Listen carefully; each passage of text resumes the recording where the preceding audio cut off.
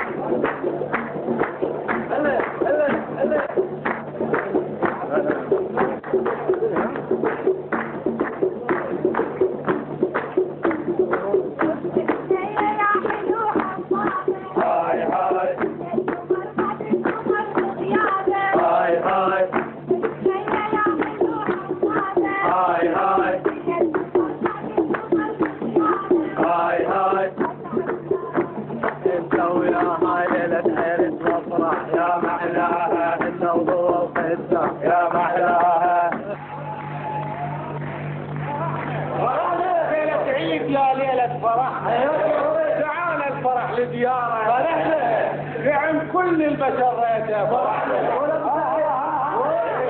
ابن العبد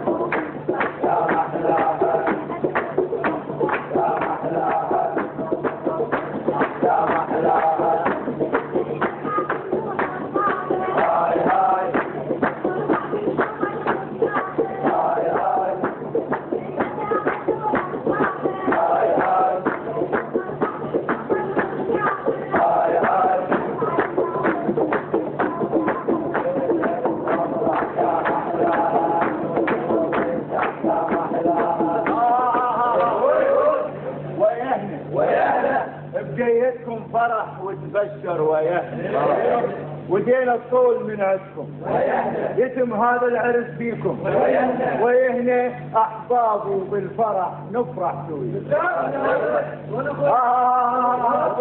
عرس الغالي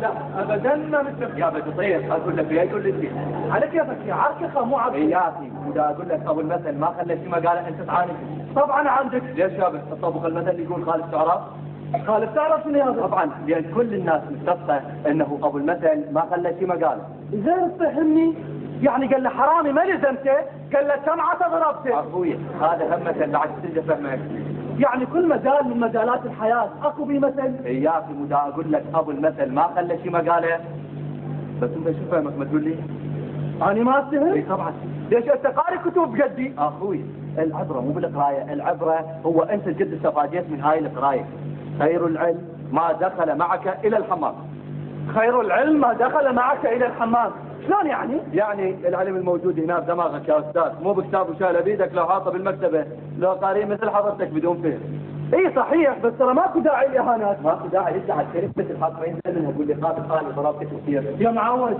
جرح الكلام اشد من جرح الحسام. غلط رحم الله واجيت، يعني انت تأيد.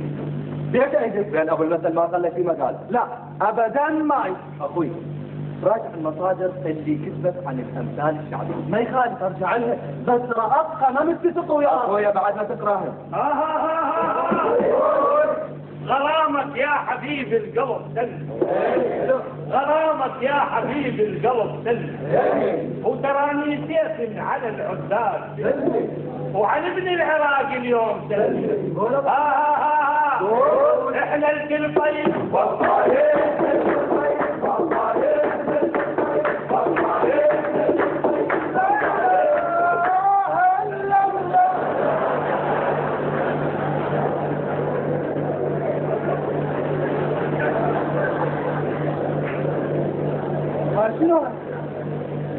شنو شفناك فرح وعرس ورقص وهناك ميت. زين، هاي الحالة هم اكو عليها مثل؟ اكو عليها امثال. شنو هي؟ افراح العرس والنوم كان القيام القوم، الميت ما ياخذ غير الشفاء.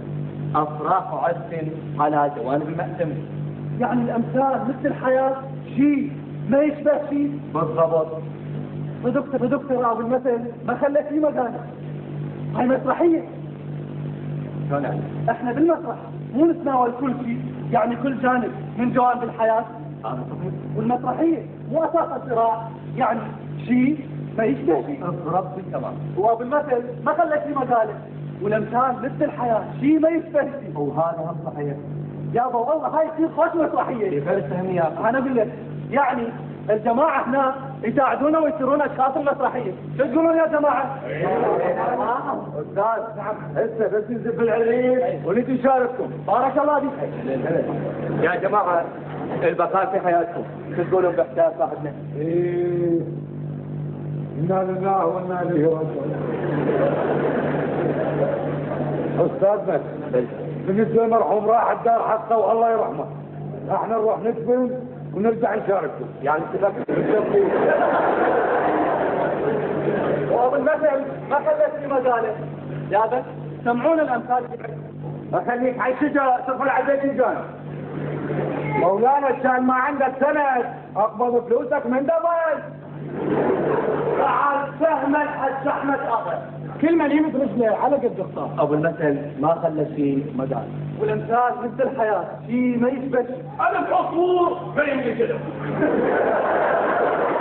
مال المي للمي، مال اللبن لللبن. عصفور على عصفور تعرف العنب.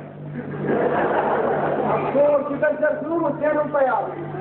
لا حجاب ولا حجاب. اتق الشر من احسنت اليه. اصلب صنعه ولا تخيب قلعه. كيف نمليل عيناه اذا باع القدر عمل بقر. ايه ابو احمد ما يرصني. اسمه بالحصاد ومن جنة مكسور.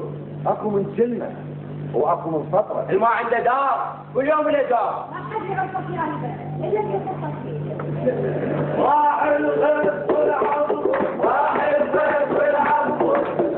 ما خلى شيء مقال، والامثال مثل الحياة، شيء ما يثبت. ايه كل من يعود الناس مرتاح. حباية حباية يعني لابس ما جينا وطمه. ازاي تحيها امها. يقول له للحرام يفوق ولا ابو البيت يقول له دير بالك. يوزع الشر دماغك. شوف يعني شام العليوي. يا بقى فقط لا عملاته. يا بان هجم بيتها للبانية كالسلطان.